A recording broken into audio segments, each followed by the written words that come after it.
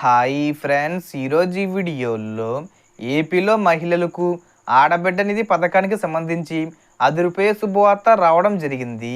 ఆడబిడ్డ నిధి అంటే 18 సంవత్సరాలు నిండిన ప్రతి మహిళకు ప్రతి నెల రూ. 1500 చొప్పున సంవత్సరానికి 18,000 రూపాయలు విడుదల చేస్తామని సీఎం చంద్రబాబు నాయుడు గారు ఎన్నికల్లో హామీ ఇచ్చారు కదా. దానికి సంబంధించి మనకు ఎప్పుడు అమలు చేస్తారనేది సమాచారం రావడం జరిగింది.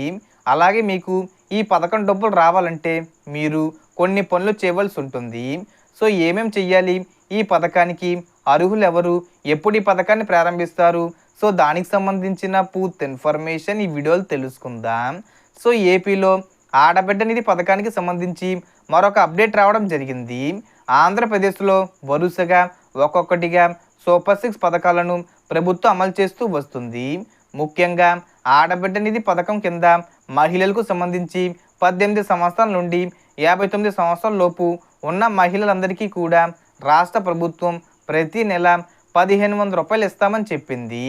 అందులో భాగంగానే చూసుకున్నట్లయితే ఈ పథకానికి సంబంధించిన డబ్బులు ఇచ్చేందుకు రాష్ట్ర ప్రభుత్వం నిధులను కూడా కేటాయించడం జరిగింది.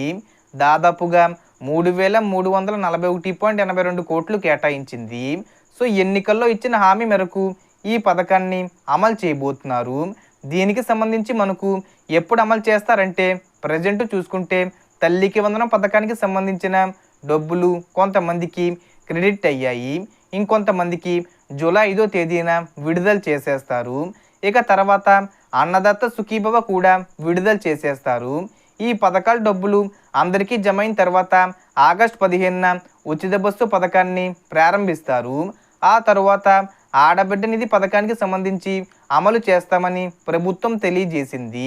అంటే మనకు ఈ పథకాన్ని ఆగస్టు నెల చివరి వారం నుంచి ప్రారంభించే అవకాశాలు ఉన్నాయి. సో దీనికి సంబంధించి అప్లికేషన్ ప్రాసెస్ అనేది త్వరలో మొదలు పెడతారు. అప్లై చేసుకోవడానికి మనకు ఒక వెబ్సైట్ని కూడా అందుబాటులోకి తీసుకుని రానున్నారు.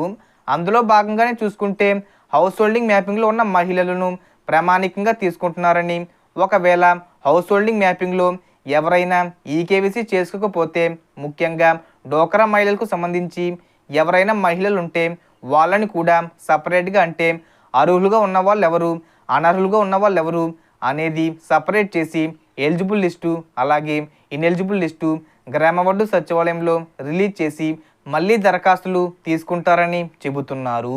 ఈ విధంగా ప్రాసెస్ జరుగుతుంది.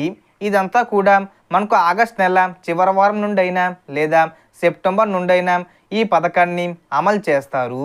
సో మనకు వచ్చిన ఇన్ఫర్మేషన్ ఫ్రెండ్స్, మీకు ఈ వీడియో నచ్చితే లైక్ చేయండి, షేర్ చేయండి అండ్ సబ్స్క్రైబ్ చేసుకోండి. Thanks for watching.